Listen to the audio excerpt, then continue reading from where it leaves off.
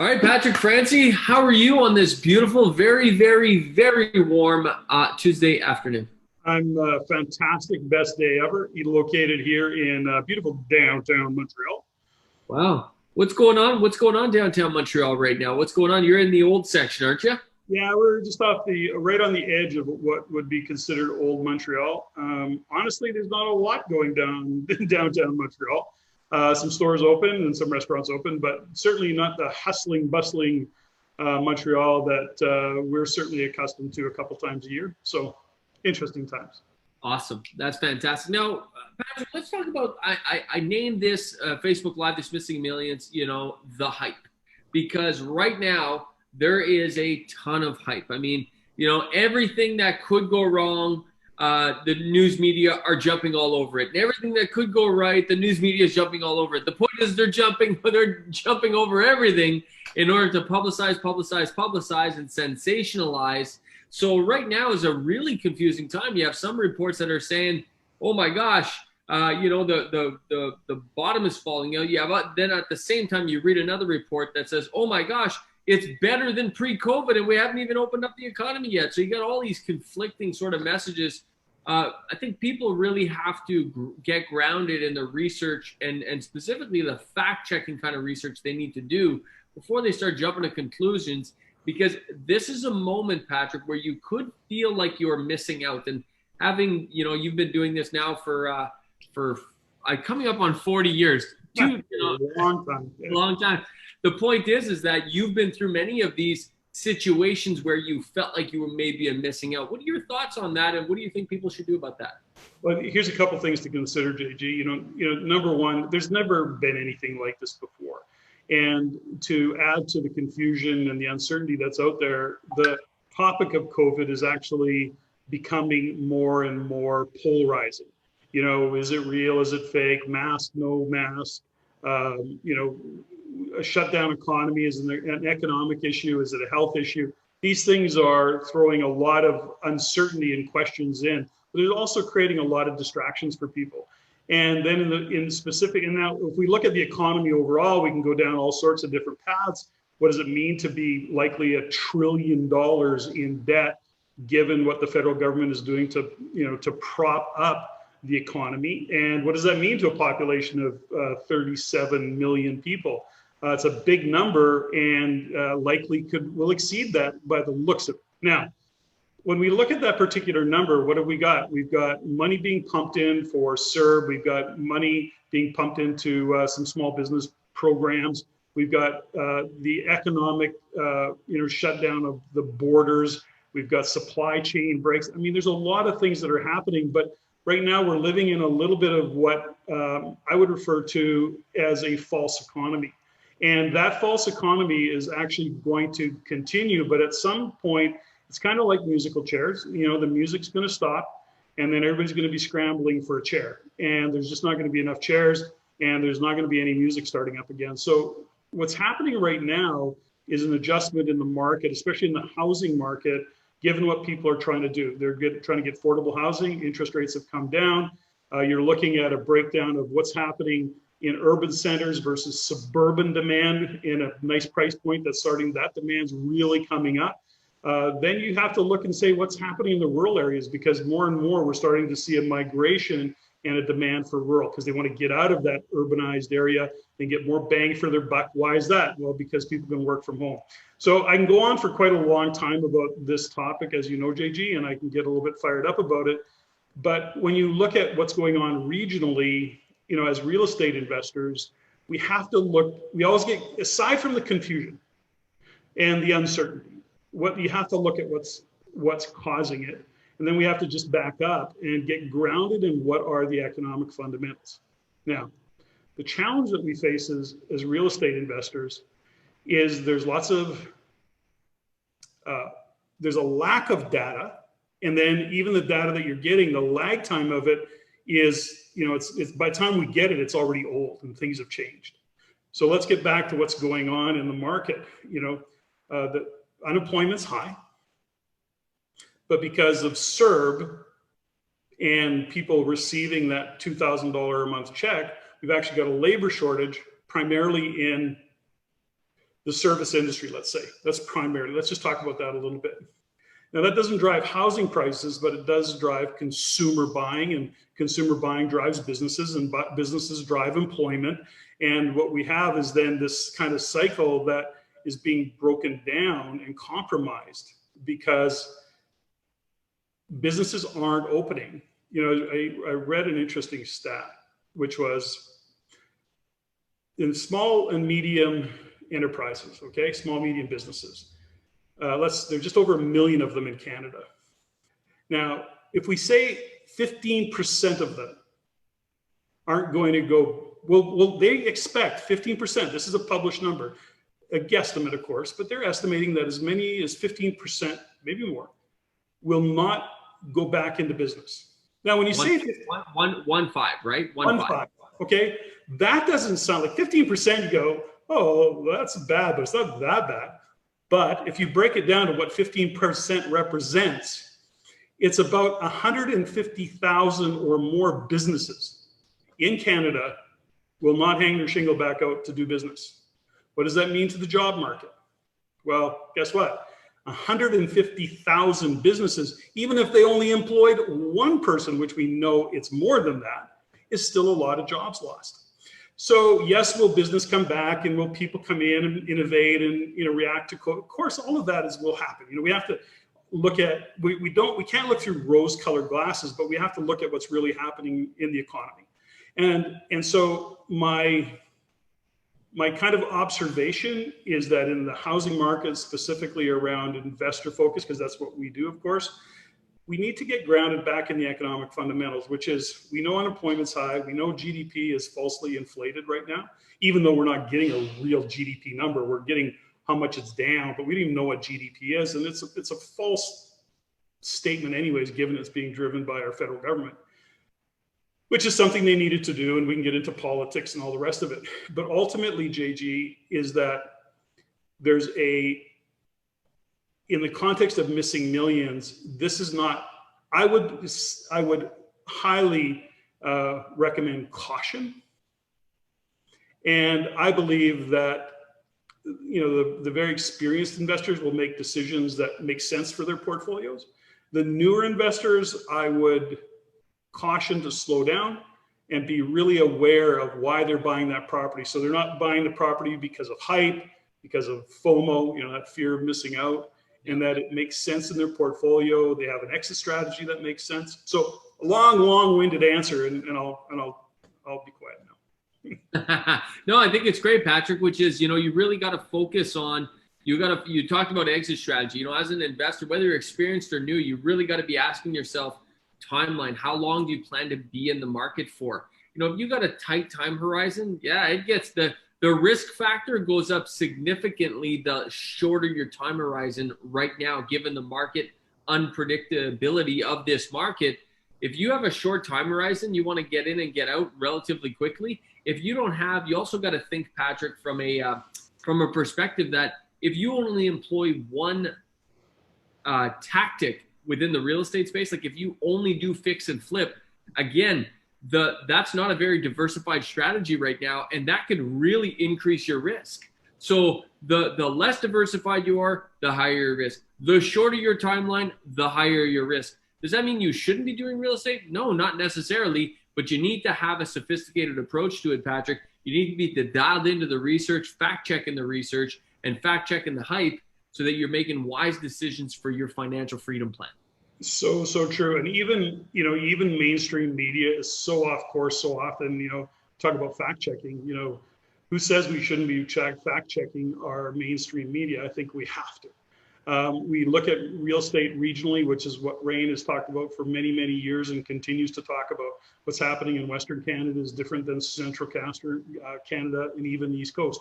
So, I'm looking today at what's happening in Calgary and Edmonton, for example.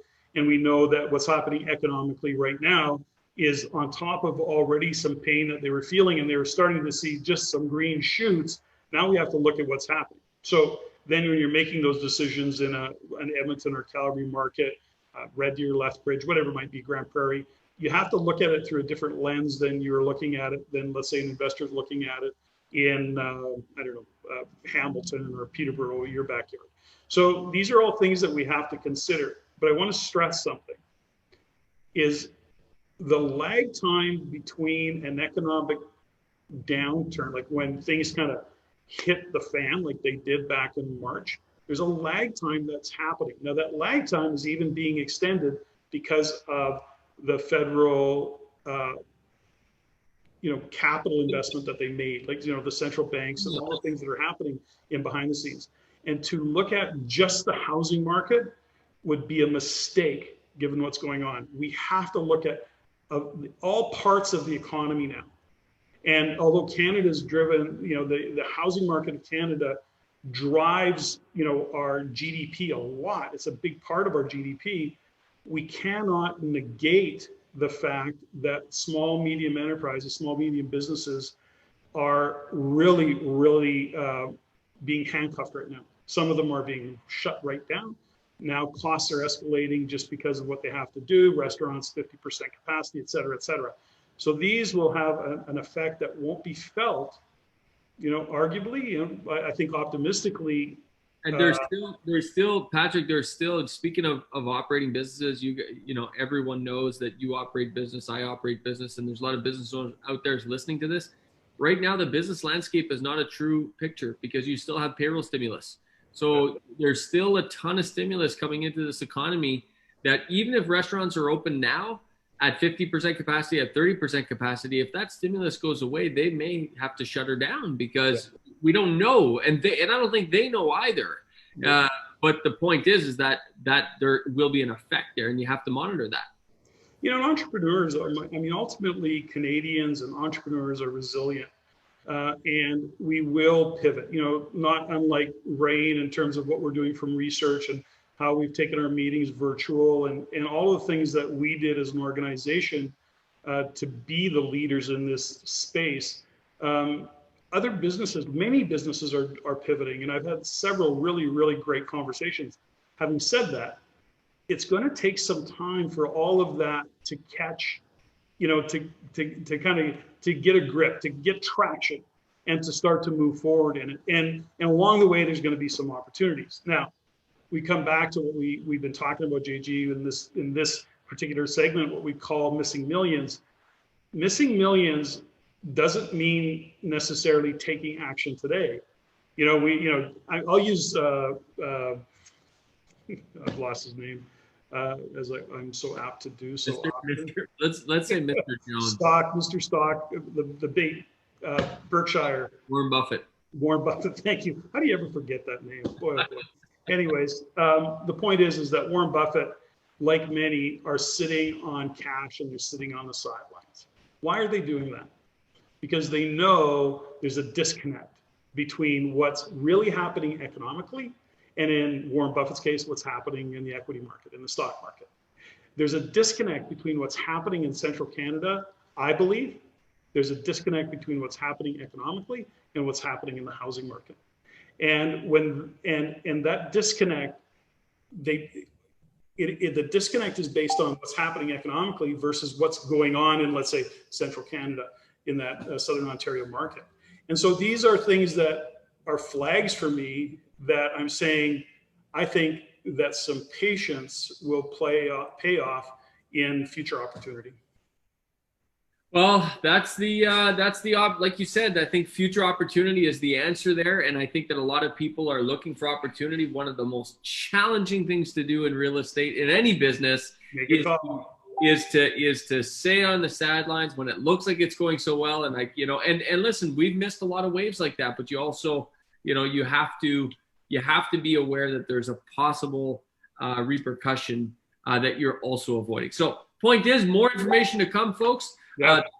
That's what this meeting. We got a member meeting come up July 16th. Yep. Next week. Next week. And we're going to be there. The research team has been working their butts off in behind the scenes. And Jennifer Hunt, our VP of research, will be kind of leading the way on that.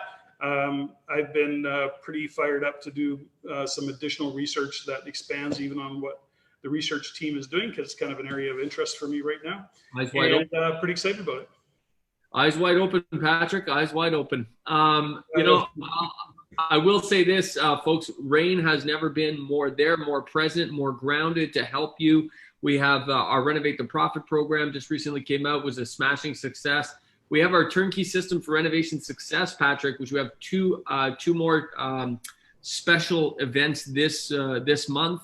And we have a whole system. We have a whole software. We have a whole program coming on around that that's way beyond a home study course. It's actually a system for success. It's actually the nuts and bolts, the planning, the job tracking, the software that we use to do this stuff. That's coming out this month. More research coming out this month. Rain member meetings coming out next week. Patrick, it's nonstop, baby, at Rain. We're not slowing down. We're speeding up. We're speeding up because, there's now more than ever people need information, and really good information.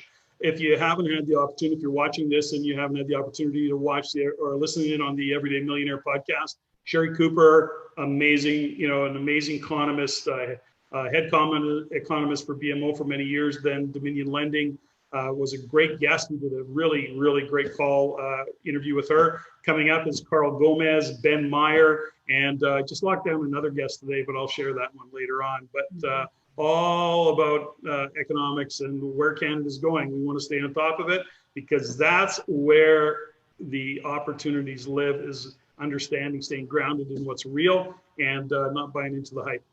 You got to be in the know to get the opportunities, to see the opportunities coming. If you're not in the know and if you're not on top of it, and there's nobody can do that for you, folks. You have to do it yourself. You have to do the work. You have to ask the questions. You have to critically think. And whether or not, and thinking is the hardest work we have to do, by the way, the hardest work, as Napoleon Hill used to always say. But yeah, it's good. So Patrick, this has been fantastic. We got a lot of stuff going on at Rain. Hopefully we're going to do another one of these next week. We have a big ELT retreat next week, so that's exciting.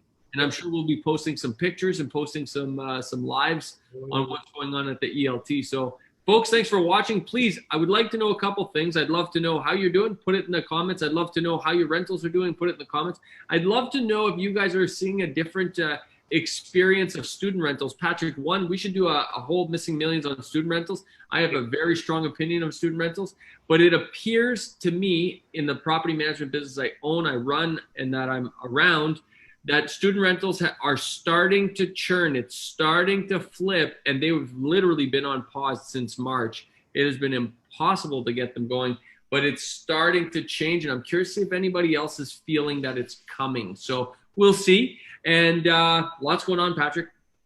And lots going on. And what's interesting about what we're starting to see as well, JG, just to not step over the point, we've been going on a while here, but understanding that it's more regional than ever. Every city, every province is different rules, different phases of opening, different views of the world, of what's happening and how they're going to protect its citizens. A couple things we shouldn't step over.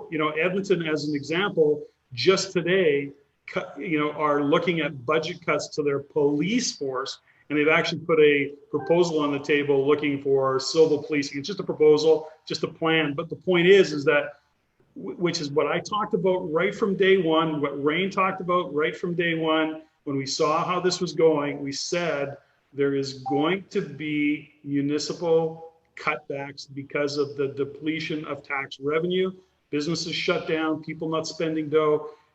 And guess what? Budgets are being cut by the cities severely. What can you anticipate from that? There's going to be tax increases, particularly on property taxes. That is going to be a factor going forward. And you can count on that the same as you could count on the revenues being diminished. So now, and I'm going to end on this, Patrick, because I love what you just said there. And what's interesting about that is, so you just said the words, increase property taxes. And if people are still watching, which we don't even know if people ever watch these things, by the way, I'm just kidding, we know. But when you say those three words back to back, half the people watching this just lost their shit. Half of them just thought, are you kidding me? I can't believe it. And as someone who owns lots of real estate, and as do you, Patrick, folks, I can tell you this, you can react that way, which is fine, and you're okay. You're allowed to have that reaction. But also keep in mind that those increases in property taxes may very well lead to the opportunities you're actually looking for. Just keep that in mind. The point is your reaction to what's happening is all you can control. Good. That's it. So focus on that. We'll leave you on that. Patrick, thanks for doing this, pal. Have an awesome day. You too.